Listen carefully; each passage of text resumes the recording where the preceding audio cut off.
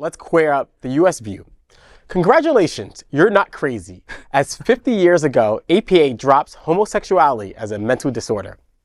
50 years ago this week, the American Psychiatric Association dropped homosexuality from its list of mental disorders. The historic event was lauded as a key advancement for the cause of LGBTQ plus equality. Before December 1973, the APA had classified homosexuality as a mental illness. But in 1964, gay men and lesbians began to openly protest that stigmatizing label. Barbara Gittings and Kay Lahusen were lesbian activists who empathetically opposed the label. They lived together in Philadelphia and managed to convince another Philadelphian gay psychiatrist, Dr. John E. Fryer, to address an APA annual convention in May 1972 in Dallas, Texas. Dr. Fryer addressed the assembly psychiatrist wearing a mask and with his voice distorted. But he delivered a moving plea for the APA's removal of the stigmatizing mental illness label. 19 months later, on December 15, 1973, the APA's Board of Trustees agreed to stop classifying homosexuality as a mental illness. The decision was upheld in April 1974 through a referendum with about 10,000 psychiatrists voting.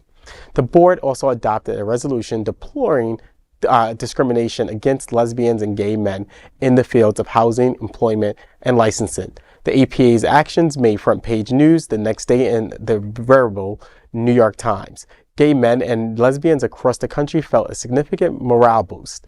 Public opinion regarding them also improved.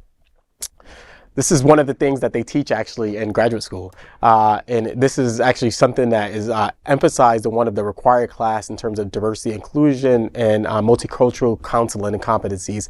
And this is something that a whole semester that graduate students have to take. They have to learn about the history and the fact that this was labeled, we weren't labeled as a mental disorder, and the involvement of this. And so this is really significant.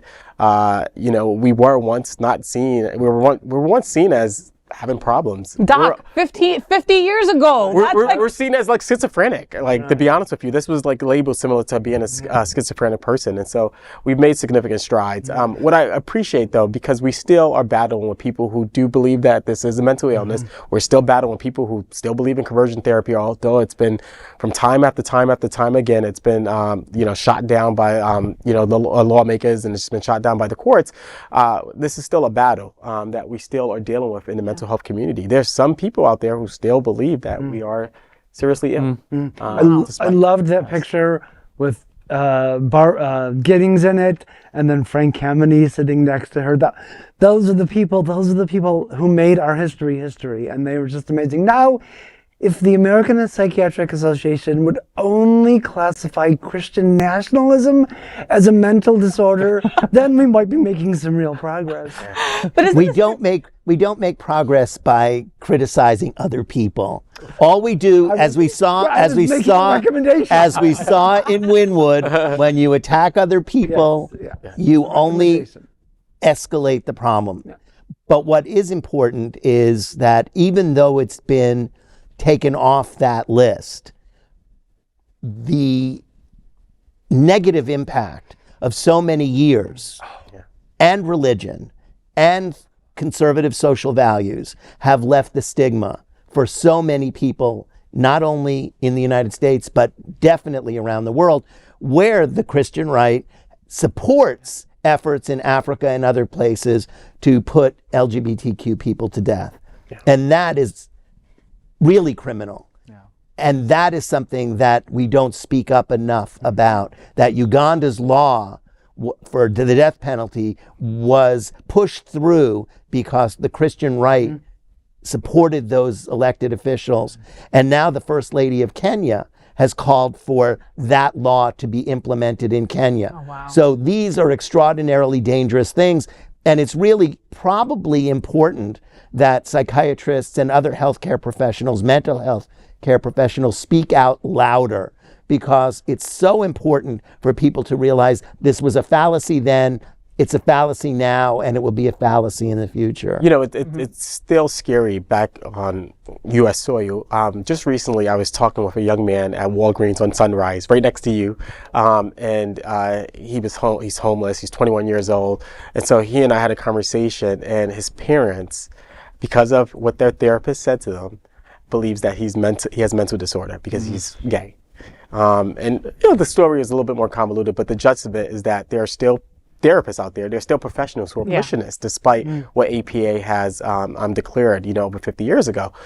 So it's scary. It really is scary. And I'm a therapist, right? I'm a trained therapist, and this is something that we do speak out about, but we could be more vocal. But that gentleman is on the street because of someone telling the parent something like that. Absolutely, and it was really devastating, quite frankly, to see him out. And it was like midnight or something like that. And literally, I thought the young man was on drugs, but really he was not on drugs. He was just in disbelief that, one, he's homeless, his parents kicked him out, and that they do believe that he is mentally ill. Yeah, and that's something that's pervasive. That's right. And that's why so many LGBTQ plus youths are homeless, and why they ultimately have mental illnesses because of the stress and tensions that they face. So it's interesting that today the Pope said that the Catholic Church can now honor same-sex relationships. They didn't go as far as marriage, just relationships. Relationships. But that is a huge step forward from the last Pope, who condemned it completely. And hopefully that the church, with over 1.2 or 3 billion members, some more religious than others, will start to move in the direction that the Pope is pushing. And that should help with some of these counselors and therapists that are very religious and are talking garbage. Talking garbage. Last comment, Ed? Yeah, so I just want to say something about something you mentioned about these youth, Robert. What I appreciate about SunServe, Tony Lima, and something that he recently did in Broward. I love Tony; he's a great guy. But what Broward did, he did in Broward is he has these safe homes, in partnership with Sunshine Cathedral, where over the last year they piloted a safe home for homeless LGBTQ youth, and similar Pride Lines, even way before I got there, has a program. It's called Project Safe that works with homeless LGBTQ youth. So I do have some hope that we do have organizations that are thinking about this and that are really trying to support these young people that we've identified, like the young man that I met, who I recommended to Tony Lima in SunServe, because we're right here in Broward. And so I do have some hope that we do have great organizations out there doing some good work to support our young people. Thank you, Ed. And like Pride Lines as well, okay? And for anybody out there, if you're a young youth and you're thinking that there's something wrong with you, guess what? There's nothing wrong with you, baby boy. You are perfect, and just perfect how you were made, okay? However, the universe, God, whatever you want to believe in, made you perfect in every single way. And if you need some help, find an organization like SunServe. If you're in Miami, visit Pride Lines, all right? We've got so many organizations that want to help you, all right? And the need is out there.